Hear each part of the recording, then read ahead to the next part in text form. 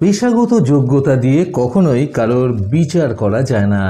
বন্ধুরা, এই অসাধারণ প্রসঙ্গটাকে কেন্দ্র করে আজকে আমি আপনাদের এক পকেট মারের সুন্দর একটি গল্প শোনাবো। চ্যানেলে নতুন হলে সাবস্ক্রাইব করতে ভুলবেন না এবং অবশ্যই গল্পটি ভালো লাগলে একটা লাইক আশা করব। সঙ্গে থাকুন ভিডিও শেষ পর্যন্ত। আপনারা কোথা থেকে ভিডিওটি দেখছেন আপনার নাম সমেত ভিডিওতে কমেন্ট করুন। রবিবার গল্পে আপনার নাম উল্লেখ থাকবে। রথিন গ্রামের এক সাদামাটা পরিবারের ছেলে। গ্রামের বিদ্যালয় থেকে মাধ্যমিক পাস করা ছেলে রথিন পরিবারে নিজের মা এবং বাবাকে নিয়ে থাকত। রথিনদের পরিবারে জীবিকা নির্বাহ করত কেবলমাত্র রথিনের বাবা একাই। রথিন একটি মুদি দোকানে কয়েক মাস কর্মরত অবস্থায় ছিল ঠিকই, কিন্তু পরে কিছু সমস্যা হওয়ার কারণে সেই কাজটা সে ছাড়তে বাধ্য হয়। বছরখানেক হলো ম্যালেরিয়া রোগে আক্রান্ত হয়ে রথিনের বাবা হঠাৎই মারা যান। যেহেতু উনি সামান্য দিনমজুরি করে নিজেদের জীবিকা নির্বাহ করতেন, সেহেতু ওনাদের আর্থিক অবস্থা খুব একটা ভালো ছিল না। বেশ টানাটানির মধ্য দিয়েই তাদের সংসারটা চলত। ফলে পয়সার অভাবের কারণে বাবার চিকিৎসা করতে না পারায় চোখের সামনে বাবাকে মরে যেতে দেখতে হয় হতভাগা ছেলের। বাবা মারা যাওয়ার পর থেকে তাদের সংসারের অবস্থা আরও বেহাল হয়ে পড়ে। ঠিক সেই মুহূর্তে রথিন অনেক জায়গায় কাজের খোঁজ করেও কাজ পায়নি। বাজারে বেশ কিছু টাকা ধার বাকিও ছিল রথিনের বাবার। মানুষটা মরে যাওয়ার পর সেই ধার বাকিগুলো মাফ হয়ে যাওয়ার পরিবর্তে যেন আরও বেশি করে মাথার উপরে চেপে বসে। দিন রাত পাওনাদারেরা এসে তাদের বাড়িতে টাকা পয়সা তাগাদা করতে থাকে। ফলে সব দিক থেকে একেবারে বেহাল অবস্থা হয়ে যায় রথিন এবং তার মায়ের। অপরদিকে বাবা মারা যাওয়ার পর রথিনের মায়ের শরীরের অবস্থারও অবনতি হয় যথেষ্ট পরিমাণে। এমন অবস্থায় রথিন নিজের মায়ের সাথে সলা পরামর্শ করে বাধ্য হয় শহরে কাজের খোঁজ করতে যেতে। মায়ের আপত্তি থাকা সত্ত্বেও বাধ্য হয়ে তিনি ছেলেকে ছেড়ে দেন শহরে কাজের খোঁজে যাওয়ার জন্য, কারণ তা না হলে দ্বিতীয় আর কোনো উপায় সেই মুহূর্তে দাঁড়িয়ে রথিন আর তার মা খুঁজে পাচ্ছিল না। একদিন হঠাৎ করেই মায়ের থেকে বিদায় নিয়ে রথিন বেরিয়ে পড়ল শহরে কাজ খুঁজতে যাওয়ার জন্য। মায়ের কাছে জমানো যৎসামান্য কিছু এবং শেষ সম্বল বলা চলে অল্প কিছু টাকা পয়সা নিয়ে রথিন বেরিয়ে পড়ে শহরের উদ্দেশ্যে। শহরে পৌঁছে বেশ কিছুদিন সেখানে একটি বাড়ি ভাড়া করে থাকে রথিন এবং সেখানে থেকে কাজের খোঁজ করতে থাকে এদিকে ওদিকে ঘুরে। এইভাবে প্রায় 10টা দিন যাওয়ার পর রথিন একটি কারখানায় কাজ পেল। থাকা খাওয়া বাবদ যেটুকু পরিমাণে মাইনে সে সেখান থেকে পাবে সেটা দিয়ে তার মাকে কিছু টাকা পাঠিয়েও মোটামুটিভাবে চলে যাবে তার। এই কাজটা পেয়ে রথিন ভীষণ আনন্দিত হলো। আনন্দে আত্মহারা হয়ে রথিন সবার প্রথমেই নিজের মাকে একটি চিঠি লিখে পাঠালো এবং চিঠিতে কাজ পেয়ে যাওয়ার সুখবরটা দেওয়ার সাথে সাথেই সে তার মাকে এটাও লিখল, মা, প্রতি মাসে আমি আমার সামর্থ্য অনুযায়ী টাকা তোমাকে পাঠিয়ে দেবো গ্রামের বাড়িতে। যেহেতু এখান থেকে ছুটি করে সবসময় যাওয়া আমার পক্ষে সম্ভব হবে না, সেহেতু আমাদের কথা না হয় চিঠিতেই আদান প্রদান হবে।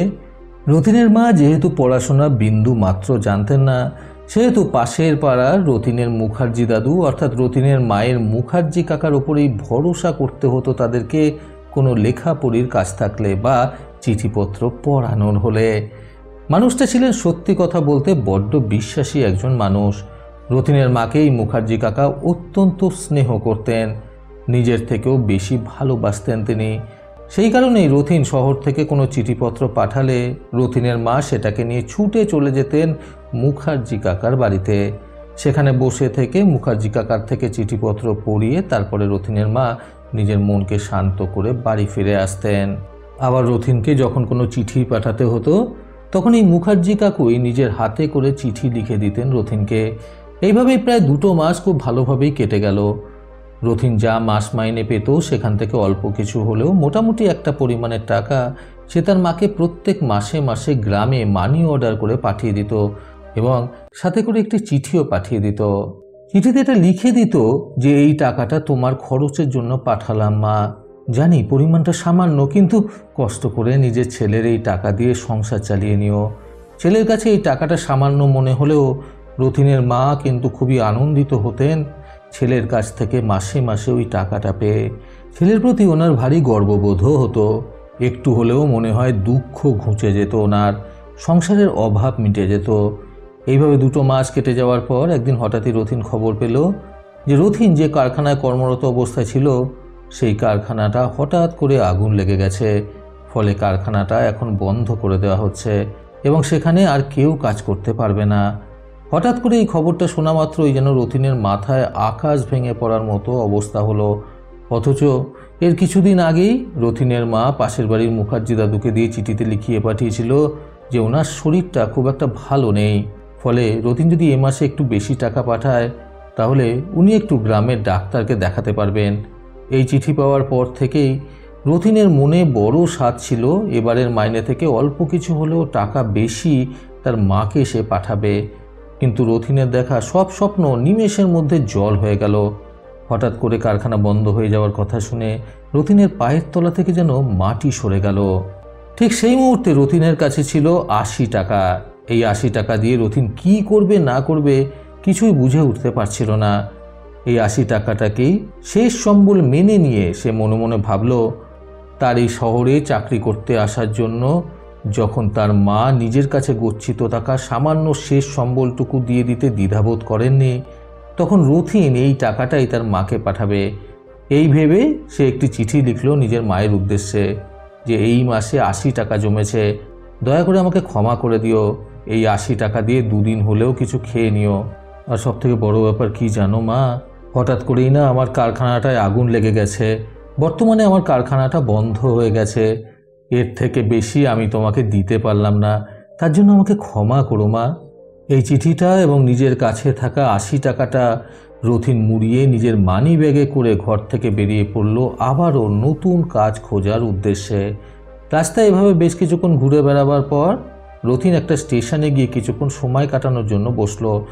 তারপর সেখান থেকে উঠে নিজের বাড়ির উদ্দেশ্যে, অর্থাৎ ভাড়া বাড়ি যেখানে সে বর্তমানে থাকে, সেখানে আসার উদ্দেশ্যে চলে আসলো। বাড়িতে এসে সে লক্ষ্য করলো যে তার পকেটে থাকা মানি ব্যাগটা, যেখানে রথিনের মায়ের কাছে পাঠানো টাকাটা এবং চিঠিটা রাখা ছিল, সেই মানি ব্যাগটা তার পকেটে আর নেই। তার সেই মানি ব্যাগটা চুরি হয়ে গেছে। কিন্তু যে চুরি করেছে সে যে খুব একটা বেশি লাভবান হবে সেটা কিন্তু না, এটা কিন্তু সে খুব ভালো মতোই জানতো।